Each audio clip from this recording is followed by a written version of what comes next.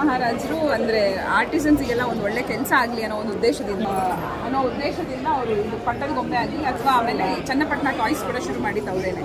So ಅದೊಂದು ಅವಾಗ ಇಡಕ್ಕೊಂದು ಅವಕಾಶ ಆಗುತ್ತೆ ಈ ಥರ ಮಕ್ಕಳಿಗೆ. ಆಮೇಲೆ ಕಥೆಗಳು ಎಲ್ಲ ಯಾವಾಗಲೂ visual impact is more. So ಹಾಗಾಗಿ ಅದಕ್ಕೋಸ್ಕರ ಗೊಂಬೆಗಳನ್ನು ಕೂರಿಸಿದ್ರೆ ಮಕ್ಕಳಿಗೆ ಕಥೆಗಳನ್ನು ಹೇಳ್ಕೊಂಬರೋದಕ್ಕೆ ಸರಿ ಆಗುತ್ತೆ ಅನ್ನೋ ಉದ್ದೇಶದಿಂದ ಗೊಂಬೆಗಳೆಲ್ಲ ಕೂರಿಸಿದ್ರು.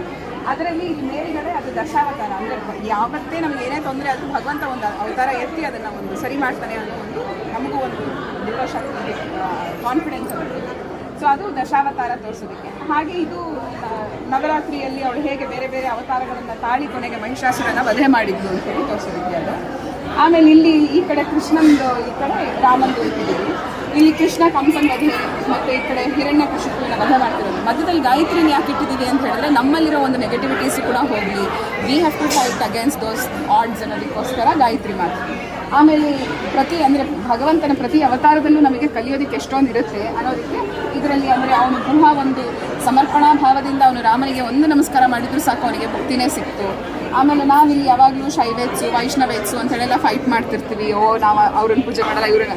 ಬಟ್ ಭಗವಂತ ಸಮೇತ ಅವನೇ ಈಶ್ವರನ ಪೂಜೆ ಮಾಡಿದ್ದಾನೆ, ಈಶ್ವರನೇ ಸಮೇತ ರಾಮನ ಪೂಜೆ ಮಾಡಿದ್ದಾನೆ ಅಂತ ತೋರಿಸೋದಕ್ಕೋಸ್ಕರ ಆ ಭಾವನೆ.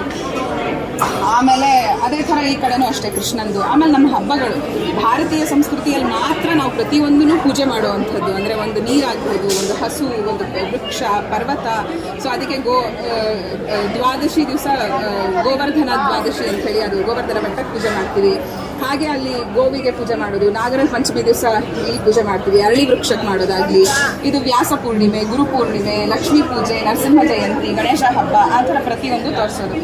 ಆಮೇಲೆ ನಮ್ಮ ಭಾರತ ಸಂಸ್ಕೃತಿ ಎಲ್ಲ ಎಷ್ಟು ರಿಚ್, ಹಾಗೆ ಅದು ಒಂದು ಜಿಯೋಗ್ರಫಿಕಲಿ ಅವಳು ಹೇಗೆ ನಿಂತಿದ್ದಾಳೆ ಅನ್ನೋ ಜಾಗ ಕೂಡ ಅವಳ ಕಾಲನ್ನ ಅಂದರೆ ರತ್ನಾಕರ ಧೌತಪದ ಹಿಮಾಲಯ ಕಿರೀಟಿನಿ ಅಂತ ಹೇಳಿ, ರತ್ನಾಕರ ಸ್ವಯಂ ಇಂಡಿಯನ್ ಓಷನ್ ಅವಳ ಪಾದ ತೊಡಿತಾ ಇದೆ.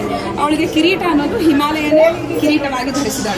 ಅವಳ ಮಕ್ಕಳು ಎಂಥವ್ರು ಅಂದರೆ ಶ್ರೀರಾಮಕೃಷ್ಣರಾಗ್ಬೋದು, ಸೋದರಿ ನಿವೇದಿತಾ ಆಚಾರ್ಯರು, ಇವರೆಲ್ಲ ಅಂದರೆ ಅಂಥವರೆಲ್ಲ ಅವಳ ಮಕ್ಕಳು ಅಂತ ಹೇಳಿ ತೋರಿಸೋದಕ್ಕೆ. ಆಮೇಲೆ ಭಾರತದ ಸಂಸ್ಕೃತಿಯಲ್ಲಿ music is one of the very key things. So ಅದರಲ್ಲಿ ನಮ್ಮದು ಸಂಗೀತ ಆಗ್ಬೋದು. ಆಮೇಲೆ ಅಲ್ಲಿ ಊಟದ ಹ್ಯಾಬಿಟ್ಸ್, ಈಟಿಂಗ್ ಹ್ಯಾಬಿಟ್ಸ್, ನಾವಿವಾಗ ಲೆಕ್ಚರಲ್ಲಿ ಕೇಳಿದ್ವಿ, ನಮಗೆ 13 ಡಿಗ್ರಿಯಲ್ಲಿ ನಮಗೆಲ್ಲ ಸಿಗೋ ಹಾಗಿರಬೇಕು ಊಟ ಮಾಡಬೇಕಾದ್ರೆ. ಅದಕ್ಕೆ ಬಾಳೆ ಎಲೆಯಲ್ಲಿ ಐರನ್ ಕಂಟೆಂಟ್ ಜಾಸ್ತಿ ಆಗುತ್ತೆ, ಅದಕ್ಕೆ ಬಿಸಿ ಬಿಸಿ ಅನ್ನ ತುಪ್ಪ ಎಲ್ಲ ಹಾಕಿದಾಗ ಅದನ್ನು ತೋರಿಸೋದಕ್ಕೋಸ್ಕರ. ನಾವಿಲ್ಲ ಅಂದರೆ ನಿಂತ್ಕೊಂಡು ನೀರು ಕುಡಿಯೋದು, ನಿಂತ್ಕೊಂಡು ಊಟ ಮಾಡೋದು ಎಲ್ಲ ಮಾಡ್ತೀವಿ. ಸೊ ಅದೆಲ್ಲ ರಾಂಗ್ ಹ್ಯಾಬಿಟ್ಸ್ ಅಂತ ಹೇಳಿ ತೋರಿಸೋದಕ್ಕೋಸ್ಕರ ಮಾಡೋದು.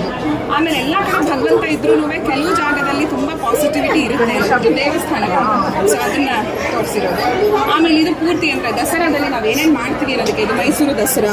ಸೊ ಅಲ್ಲಿ ಪ್ರೊಸೆಷನ್ ಹೋಗ್ತಿರೋದಾಗ್ಬೋದು. ಆಮೇಲೆ ಇಲ್ಲಿ ಸರಸ್ವತಿ ಪೂಜೆ ಮಾಡ್ತಾ ಇರೋದು, ಆಯುಧ ಪೂಜೆ, ವಾಹನ ಪೂಜೆ, ಇದೆಲ್ಲ. ಆಮೇಲೆ ನಾರ್ತ್ ಕರ್ನಾಟಕದಲ್ಲಿ ಒಂದು ಈ ಥರ 9 ಧಾನ್ಯಗಳನ್ನು ಮಣ್ಣಿನಲ್ಲಿ ಹಾಕ್ಬಿಟ್ಟು 9 ದಿವಸ ಇಟ್ಟ ಮೇಲೆ ಅದು ಹೇಗೆ ಸ್ಪ್ರೌಟ್ ಆಗುತ್ತೆ ಅನ್ನೋದ್ರ ಮೇಲೆ ಆ ವರ್ಷ ಅವ್ರದ್ದು ಹೇಗೆ ಅಗ್ರಿಕಲ್ಚರ್ ಅಂದರೆ ಇರುತ್ತೆ ಅನ್ನೋದು ಒಂದು ಇದು ಮಾಡ್ತಾರೆ. ಸೊ ಅದಕ್ಕೆ ಪೂಜೆ ಮಾಡ್ದಂಗೆ ಅದೊಂದು. ಸೊ ಆಮೇಲೆ ಶರದ್ ನವರಾತ್ರಿ ಅಂದರೆ ಶರದ್ ಋತುವಿನಲ್ಲಿ ಬರುವಂತಹ, ಶರದ್ ಋತುವಿನಲ್ಲಿ ಎಲ್ಲ ಫಲ ಆಗುವಂಥ ಒಂದು ಟೈಮ್. ಸೊ ಅದಕ್ಕೆ ಅದು ಫಲಗಳನ್ನು ತೋರಿಸಿ.